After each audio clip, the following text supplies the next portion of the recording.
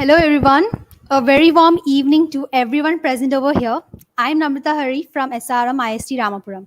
Hack the Mountains 2.0 welcomes you all for the fourth session of Qubits. Let's continue having the same enthusiasm as we had for the previous three workshops for this event as well as the future events as well. We welcome you to another mind-engaging and productive session on the topic moving into the serverless world with Microsoft Azure with Jaap Brasser. Jaap Brasser is a renowned developer advocate and Microsoft Azure MVP. Today, he would be talking about how we could go serverless by using Microsoft Azure. Being a part of Microsoft Azure makes him the best person to share his knowledge and insights on the same. The entire Hack the Mountains team is elated to have Mr. Jaap here with us today. Over to you, Mr. Jaap. The stage is all yours. Thank you very much for the introduction. So my name is Jaap Brasser, and obviously I'm not a local, so I'm actually based out of Holland, Amsterdam.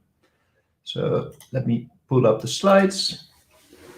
So I'm very happy to be here and to be able to talk about Microsoft Azure and specifically Azure Functions. And I hope to have a fun session today in which I can teach you a bit about what is possible using Azure Functions and showing a couple of different ways that you can actually use this yourself.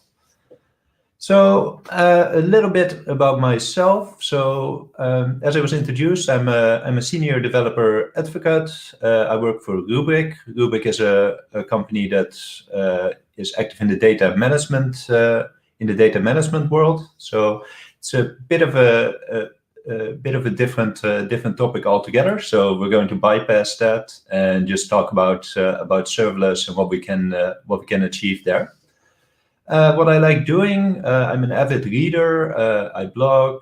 I do public speaking, like I'm doing here today, and coding is of course something that I'm very much interested in, and I do that in all kinds of languages. And the reason I'm talking about Azure in particular is because I'm also a Microsoft Azure MVP. So I've done a lot with Azure and I continue to work with it a lot. So that's my part of my passion and what I like to talk about. So about today, the photos in the session are photos that I actually took in my hometown, Amsterdam. So if you like any of them, I'll be sharing the slides later on, and I'll give the links out to that as well.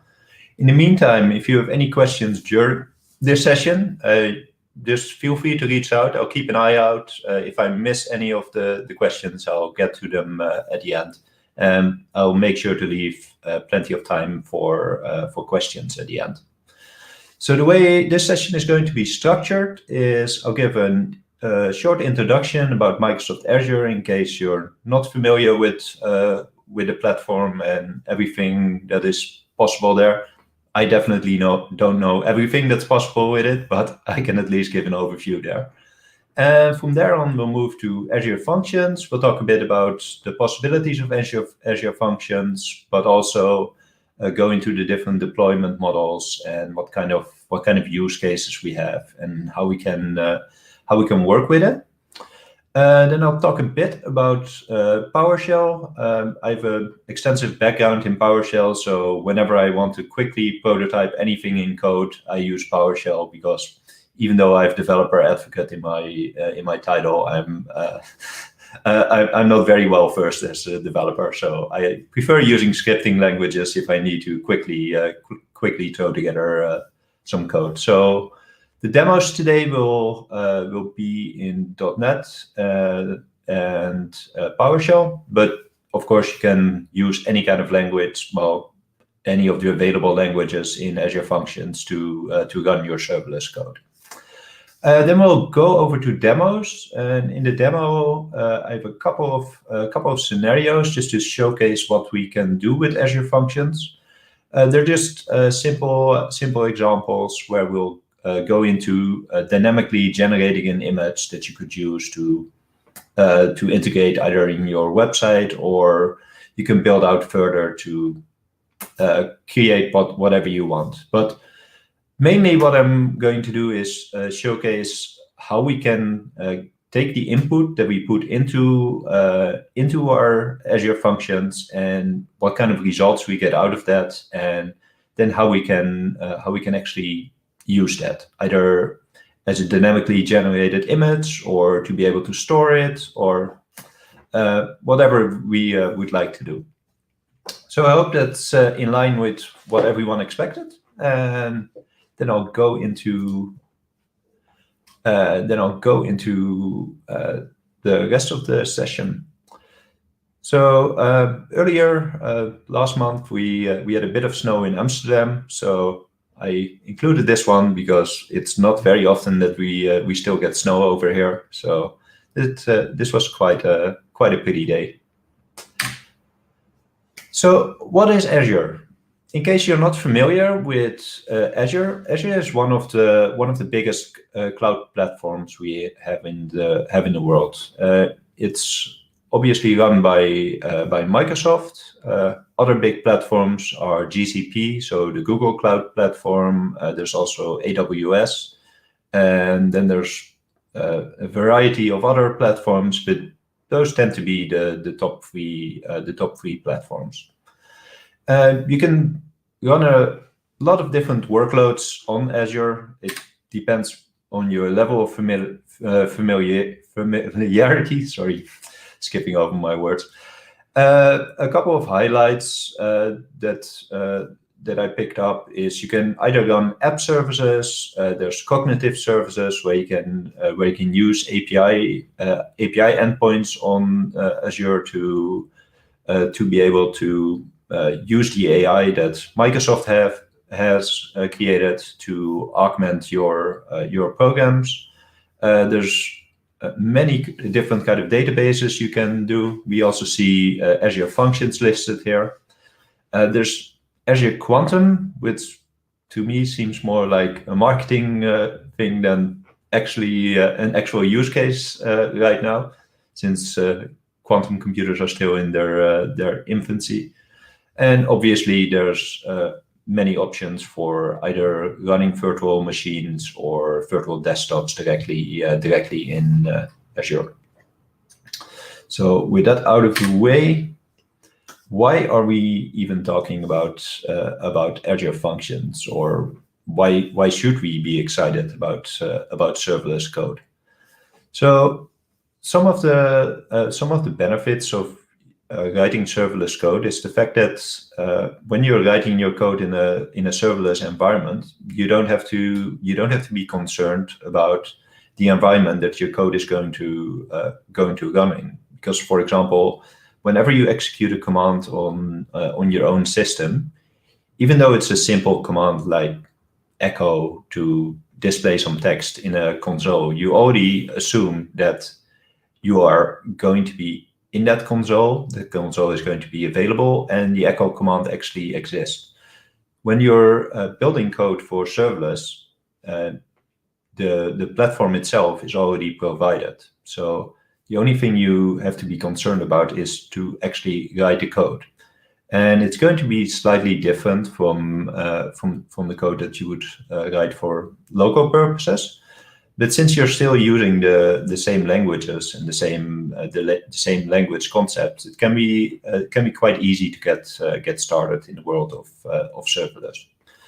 So Azure Functions can be triggered by a number of triggers. We'll dive into it once we go into the portal, and we'll take a look at the different triggers we can set there. There's multiple languages supported. I have some screenshots included in the deck as well. Today we'll be focusing on both PowerShell and .NET. And there's a lot of different deployment models that are available. So initially, I'll go to the portal just to give you a graphical overview of how you can get started. Going to the portal is always a good way to do your initial deployment, to see what kind of buttons, what kind of options you have. Once you're more familiar with a product, you probably want to either do some kind of automated deployment using the command line tools, or do it directly from your IDE, depending on your preference. So some of the advantages you have when you're running your code serverless is you only pay for what you use. So normally, if you would spin up a server in the cloud, you're going to be paying continuously for the fact that server is running there.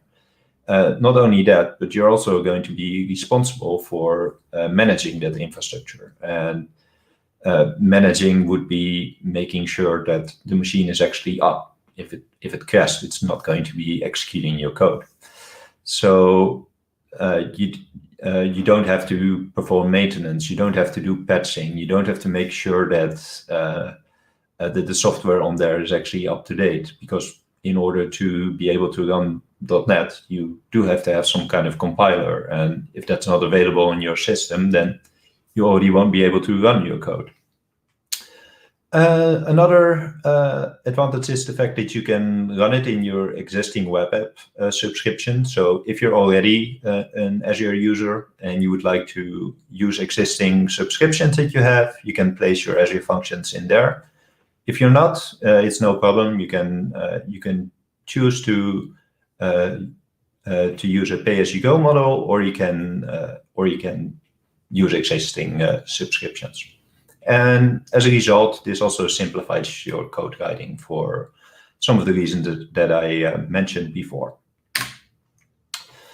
So there's a couple of deployment models. We can deploy Azure functions directly to the portal. So that's what we'll be doing in the upcoming demo.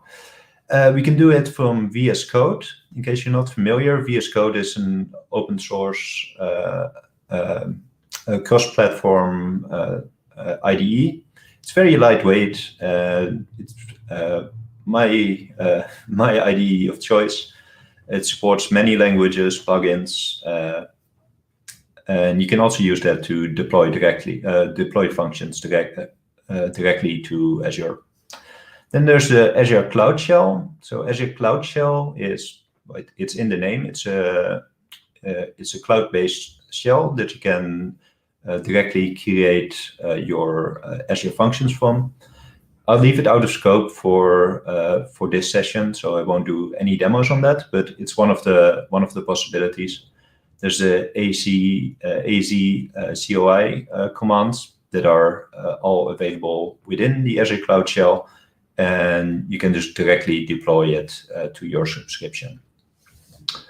Another deployment model is to link your code to an existing or to create a GitHub repository for it. And whenever you would update any code in the repository, so the deployments get triggered by new commits to whichever branch you target there.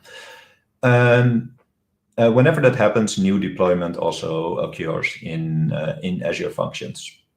And the last deployment model is to upload your Azure function as a zip file. So that out of the way, there's of course also the consideration of error handling. What I'll do during the demo is also make sure that I intentionally break some code so you can see what it would look like from the portal, or what it would look like when we're executing it locally.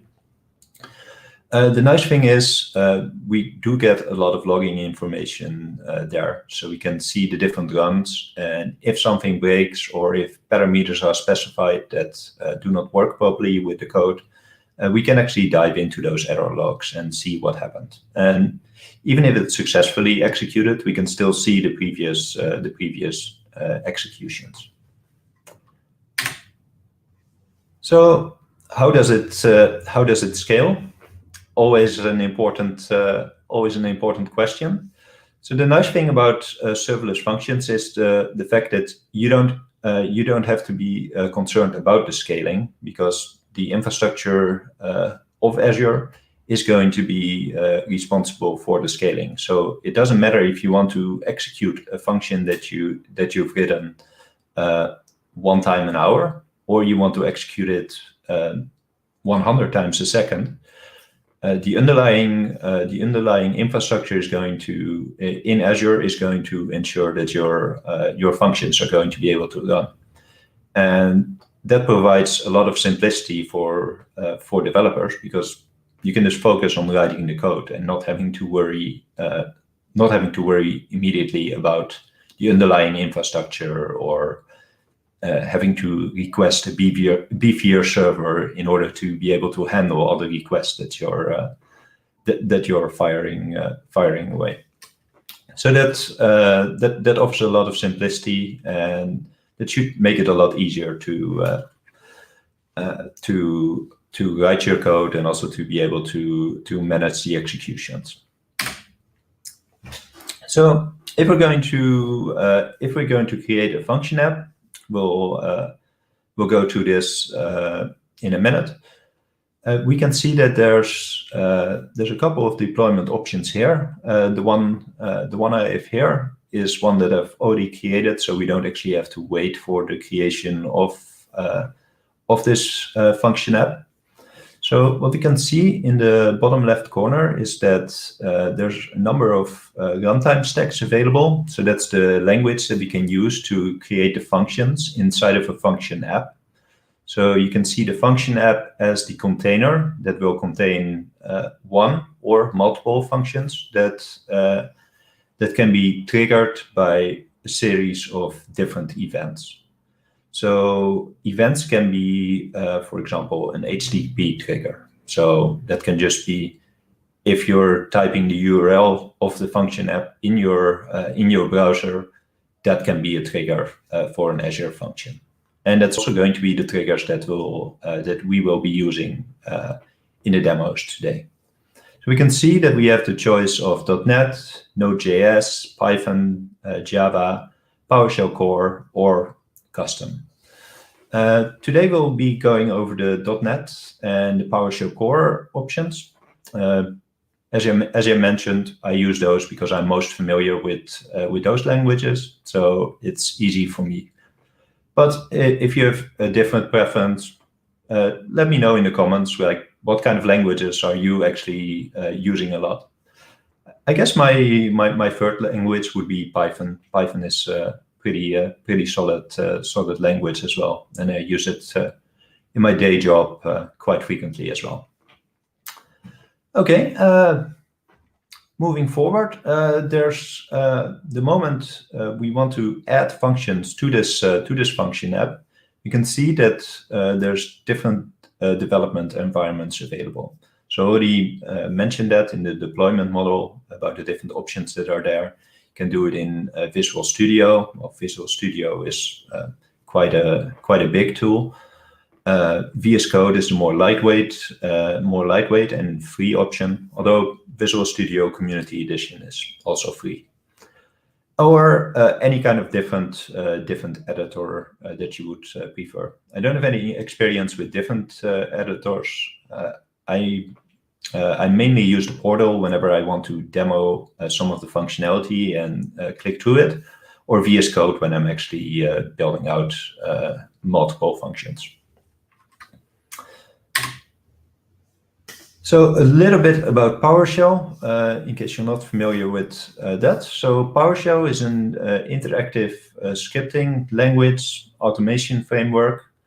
It comes included with Windows. So if you're running on Windows, even though you've never used PowerShell, most likely it's going to be installed in your system if you're running on any version of Windows after Windows XP. The nice thing about it is, though, that in 2016, the PowerShell team actually open sourced PowerShell.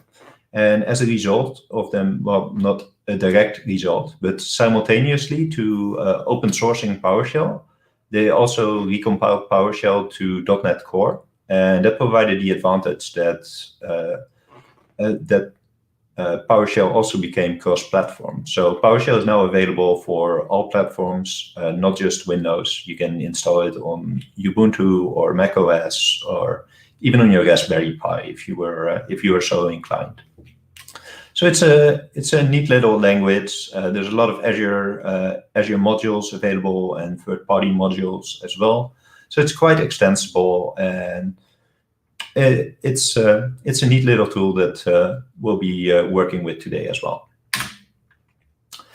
So there's a couple of ways that we can use PowerShell. So we can either run it locally, we can run it in Azure Automation, or what we'll be doing today is we'll be using it inside Azure Functions. So we're going to take this scripting language that's been around for how many years is this now? I think 2006 was the release. So that's 15 years. Should probably have done the calculation before diving in here. It's been around for many years. It was never initially designed for being a scripting language in a serverless world, but here we are now, and we're going to be using it for this purpose. With that, unless there's any questions right now, let me open up. Yeah, I don't see any questions. So with that, what we're going to do is we're going to dive into some demos. And let me just minimize this one. Oh, we're not there yet. There we go. So then we open up the portal here.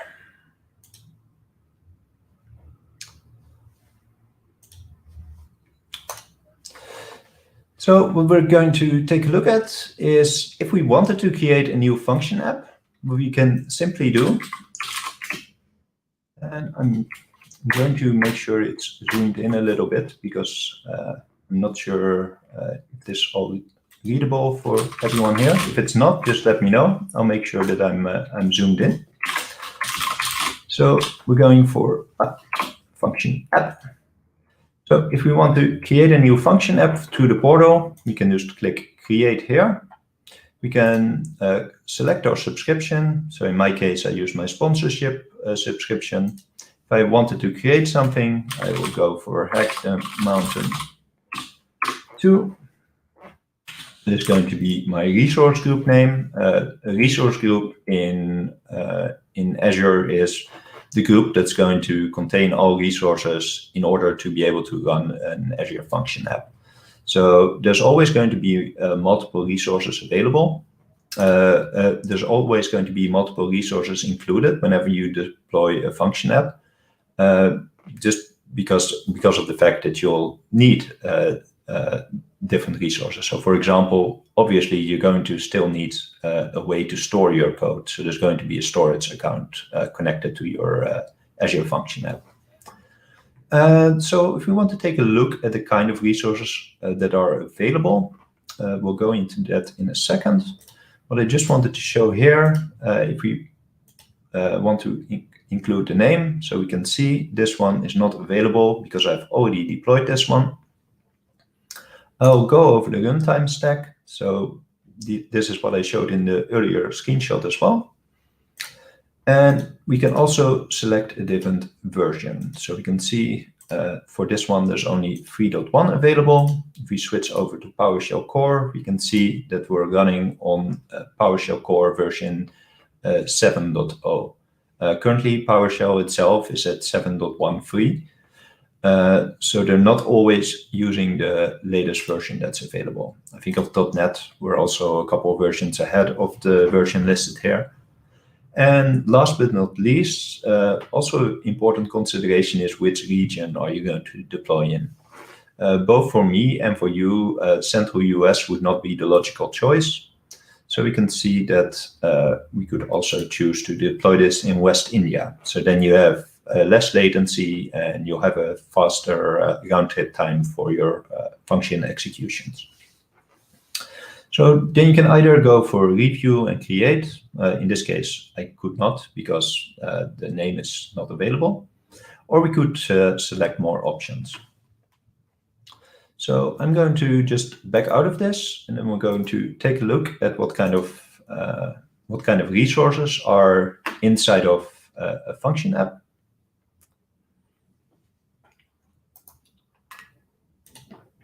So open up. Here we go. So we can see here that we have an app service plan. We have the function app itself. We get application insights, so we can use this to see the executions, the logging, that sort of thing. And we also have a storage account. So what I'll do now is I'll click into the storage account just to get an idea of what kind of files are available there before we dive into the actual app.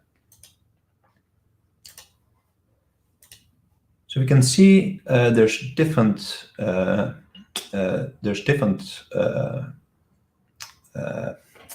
type of objects that are shared here. What we're going to do is we're going to go into the file shares, and in here we can actually see the actual data that will be stored there. It's a bit. This is going a bit deep into what is in there. So what I'm going to do is I'm going to switch back over to the actual function. So here we're in the Hack the Mountain prototype function, and we're going to take a look at what we have here. So the first thing we have is we already mentioned the resource group. We can see the subscriptions IDs. But you can also see that we have a URL here. So we can access it directly to the Hack the Mountain prototype Azure websites. There's other options available here as well. And in particular, what we're going to take a look at is we're going to go to the different functions. Because as I mentioned, the function app is just a container that's going to contain one or multiple functions. So if I click functions here, what we'll be able to see is that we have an HTTP trigger here. The name is HTTP trigger vbatch. If we click on that one, we can see that there's been some executions. That was earlier today because I wanted to ensure that the function would actually run. And that's also a consideration whenever you're running your Azure functions. It can occasionally be that if your function doesn't regularly execute, that it needs a warm-up time. So in general, a function will be executed instantaneously. But if your function hasn't run for a couple of minutes, hours, or days, depending on when it gets removed from the hot state, so to say, it can take a couple of milliseconds for it to actually start a function. So your first execution can often be slower than it would be in subsequent executions. So what we're doing now is we're going to take a look at the code that we have here. And let me scroll this one to the left and zoomed in a little bit too much, so I can't copy see the code. Yes. So we can see this is pretty. This is a pretty basic function. And we see that we can have a name. So the name would be a parameter that we can give into this function. And what we see here is that we can insert this name into the output of this function. So this is just going to give back, hello, name, this HTTP triggered function executed successfully. So if we want to test this, we want to do this from the console, from the portal. We can do test run, and we can see that we have two different ways of executing this. We can either do a post or a get request. In this case, I'll do a post request. So we'll send the body along with the request, and we're going to Hack the Mountains in here. Now, if we run this, the expected result would be hello name this HTTP trigger executed successfully. So our input is just a post object, and we can see in the portal, hello, hack the mountains, this HTTP triggered function executed successfully. So this is not too exciting. The nice thing about this is that if we go back, if we click here on get function URL, we can copy this to the clipboard. And then we can also place it directly into the URL here. And we could access it directly from here. Obviously, we can't do post request from our browser. So instead, we'll do a get request. And we're going to add a parameter here. So because it's a get request, there's not going to be a body. So we need to add it in here. So we'll call the parameter name. And let's change it up a little bit. So we'll change it into hello India. We'll run this. And you can see this executes successfully as well. We can check the log files here. So we can see what happened here. We can see that it's successfully executed and the execution time was a single millisecond. So that's pretty snappy. So what if we wanted to get the URL including the parameters? The nice thing is that if you're using the modern Edge browser or Chrome, you have the Chrome developer tools available. So this is often my quick and easy way to actually get the API queries. So what I see here, I can see name is India. I'll click this one. You can see the request URL is here. I can just copy paste this one. You can also see in the next one, we can also see the response. And if we would just copy paste this here, and we could change this. So for example, I'll make it my name. I didn't copy that one. There we go. HTTP in front of it.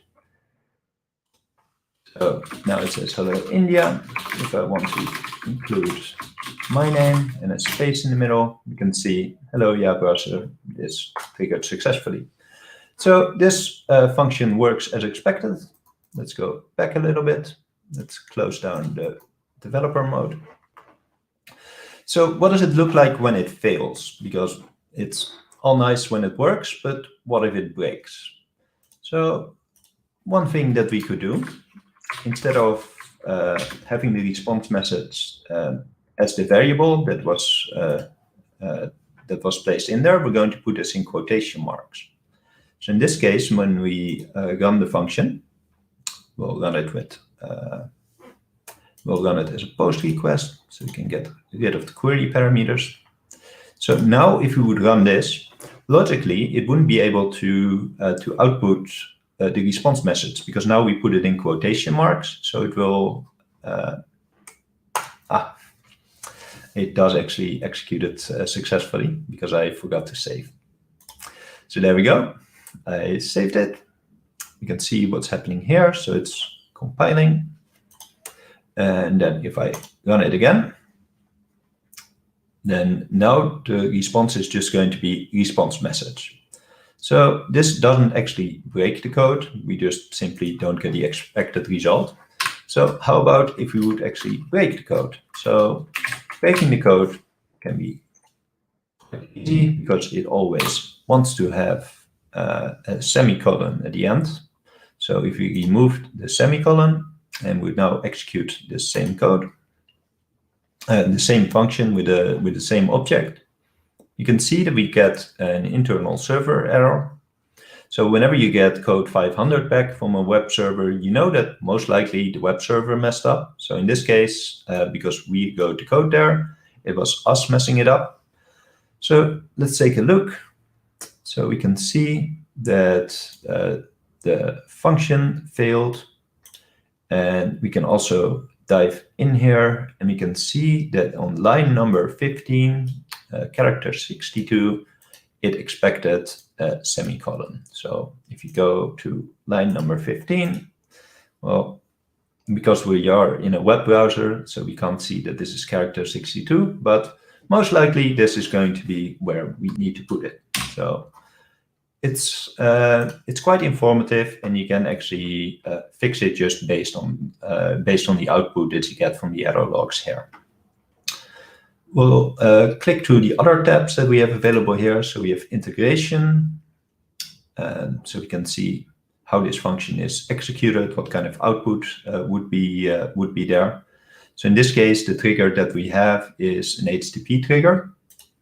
We can go to monitor. So here we can see the executions, and here we can also see that the fact that it was a failed execution also meant that it took longer to execute. That's because it also displays the error message, and when that's not present, then the executions are a lot quicker. I did mention that initial executions can be slower than when the function is hot. So we can see here, this was the first successful execution of this function. It was earlier today. And we can see that that took over 100 milliseconds. But when we were doing this today, we can see that the executions were sub 10 milliseconds or just over. So now if we wanted to add a new function in here, we can see, we can go back a couple of, here we go, back into the prototype. So if you wanted to add a new function in here, we can click add, and you can see some of the options available, because I mentioned that there's multiple triggers available. So we used HTTP trigger, and we've both done get and post request. You can also do a timer trigger, so it just runs on a time basis. It uses the curl notation. So if you're familiar with Unix or Linux, then you know that you're probably familiar with this notation. If you're not, there's a quick overview here.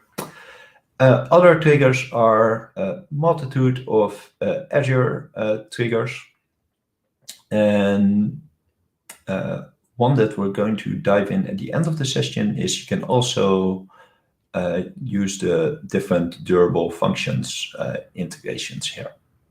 So you can see that there's different ways it can be triggered. We're using HTTP triggers because it's just very easy with prototyping, and you get a result directly. So this is nice, but so far all we've been doing is just outputting text, and that's not too exciting. So now what we'll do is we're going to generate an image using an Azure function. So let's switch over to our other Azure function app. So this one is PowerShell based. The main difference, the only difference is the language the code is written in. It doesn't matter if you're not familiar with the code. It's going to be quite basic. But the goal that we have here is we want to be able to dynamically generate an image based on a GET request. So the purpose of that is that we can just integrate it in our websites, and we want to have an image there. So if we take a look at this code, we can see that this is very simple as well. So in this case, we take two parameters. I just call them first and second. And so it gets the parameters in here. And then we have the body. Body is a very long string. I'll go into what is exactly in the string in a bit. If we go at the end, you can see that we're using the formatting parameter to put both first and second in there. And then we're going to end the function by posting this. So the big difference here is that obviously we're going to include the status code OK, because we want to make sure that the browser or the requester knows that the request is OK. We're going to include the body, which in this case would be the image. And we're going to specify that this image is an SVG. So that's a vector format. That's also the reason that I picked it, because we can just manipulate the text to change what is displayed here. So let's take a look at what this would look like. So we go for test run again. You can see we have first and second in here. We can ignore the body because we're doing a GET request. So let me just delete this. I'll open up developer tools so we can copy paste this afterward,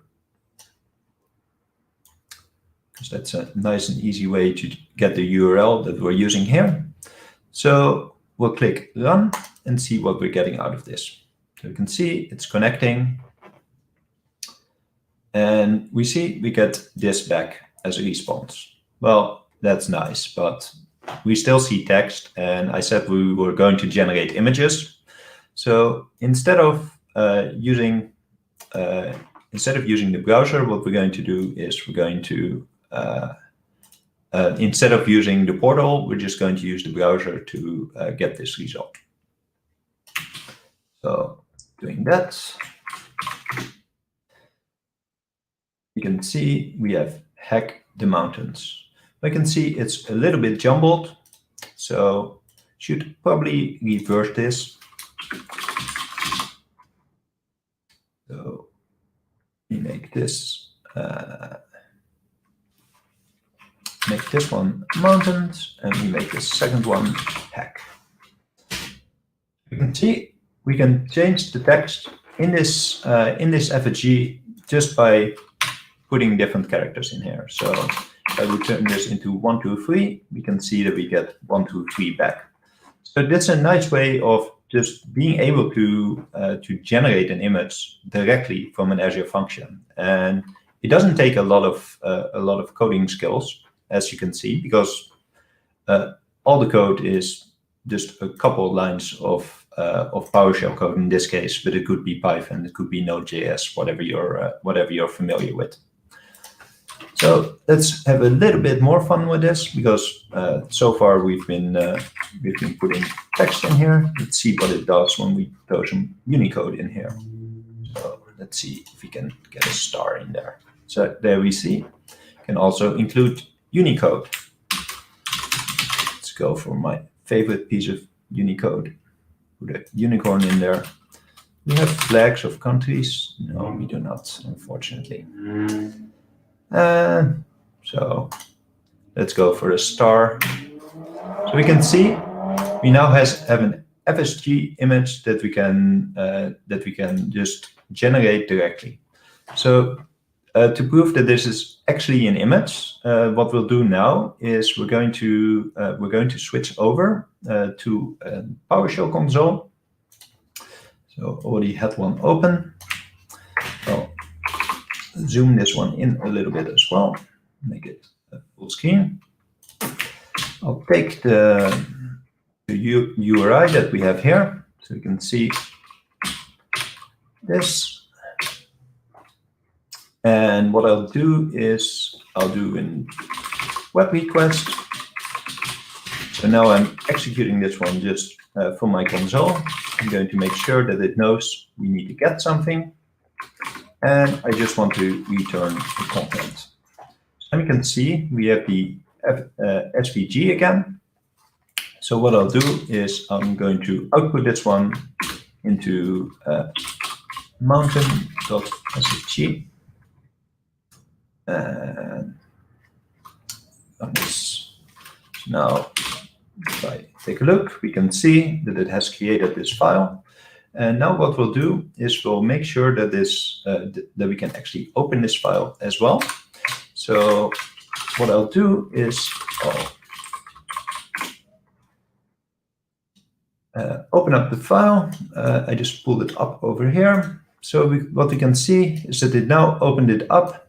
You can see that this is our local file. And we can also see that this one is the unicorn and the star as we specified it. So the one thing we see is that this is % encoded because we're using Unicode characters, but we can also put regular ASCII text in here, and we would get a similar result. The last part that I wanted to show here is that we can go a bit further with this as well, because we have this SFG here. So you can also take a look at our second sample. So we go into HTTP trigger 2. The big difference here is that I've also integrated a way to change the color. What I've done here is I've made the SFG multi-line, so it's a little bit easier to understand how this SFG was structured. But for simplicity in the previous sample, I just put it all on one line. So now our main difference is that we also have the ability to change the color.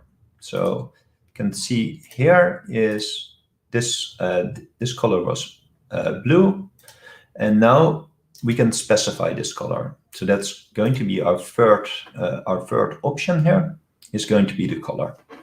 So I've already opened it up here. So you can see that we have heck and mountain again. I'm going to change mountain for the unicorn. I'm a fan of that one. That's also why I have the unicorn right here next to me. So let's enter in the unicorn. Let's just make it a single unicorn. And if I run this, we can see that this one is going to be pink. So the color, we're specifying this in hexadecimal. So if I make it FF and the rest is zeros, it's going to be red. So let's make this one 0, 0, FF. Make it green. And we can make it blue. Obviously, we can make it all colors we want, but I'm just going to go for the primary colors because I'm terrible at remembering the correct color codes here. So that is what I had for demos and what you can do and how easy it is to be able to start with just a little bit of code, and then you can extend it to, in this case, dynamically generate images, but you can build significantly more complex workflows with this as well. So with that, I'd like to go back to the slides. So what we've done in this demo is a couple of things. We've gone over the different over deploying Azure functions to the portal. We first started out with a .NET function. We went over some troubleshooting steps. So when I intentionally broke my code by removing a semicolon, we were able to see on which line this code was broken, and we could troubleshoot it and directly fix our code in the portal. Note that if we would have executed this code from a console or from your editor, you would get back the same information. So if you execute it, then you get back the error message and you can troubleshoot based on that. After that, we switched it over to our PowerShell prototype, and what we've done there is we dynamically generated a SFG file where we could change both the text in there, and then in the second sample, we could also change the color. So those are just two options. Obviously, you could generate any kind of graphic based on any number of parameters you would put in there. So it gives you a lot of flexibility. So think, for example, if you wanted to create custom badges for your website, or if you want to provide a service that dynamically generates images based on input, or if you want to have a way of generating SFGs, you can quite easily integrate this. So with that, before we go to questions, I had one thing that I want to highlight. So in case you don't have access to Azure at the moment, I'm not familiar with exactly how the program works, but I know that there's a student program, so you can sign up for $100 of free credit without a credit card, apparently. So if you want to get started with this would be a good way of doing so. And the second part I wanted to highlight is that these slides that I've used during the presentation will be available on GitHub, and I'll share the link to that in a minute. And all the code that I used will be linked from that GitHub repository as well. So with that, I would like to open it up for questions. So are there any questions? That was an amazing session, Jaap. If the viewers have any questions, they can definitely contact you to the social media handles you mentioned in your initial slides. So with that, we come to the end of the session. Do you have anything else to say, Jaap? I'd like to invite everyone that watched this session. The easiest way to reach out to me is probably going to be to Twitter, as it's the most direct. And let me just put myself in the frame again. The easiest way to reach out to me is to Twitter. If you want to get access to the files shared here, then go to my GitHub. I mentioned it in my first slide as well. So it's my name, first name, last name @github.com, and I'll place the link in the comments. So have fun with your journey into the serverless world. And if you have any questions, feel free to ping me on Twitter. I'm very approachable, and most of the time people are too shy. So let's see if anyone is not shy enough to actually reach out. Yeah. So I guess that's it. Thank you, Mr. Jaap, for taking your time off your busy schedule for being with us here today. It was amazing to hear out the valuable insights you had for us. I'm sure our audience would enjoy the session and they would have learned some extremely new things. Before we sign off, I would like to mention that the feedback form link has been posted. Do fill it up soon so that you are eligible to grab the Hack the Mountain participation certificate. Stay tuned with us for the next session on Python with Space applications conducted by Sautik Nandi tomorrow on 28th March. See you all there. Thank you everyone for being part of the session. Bye. Good night. Thank you everyone for being here.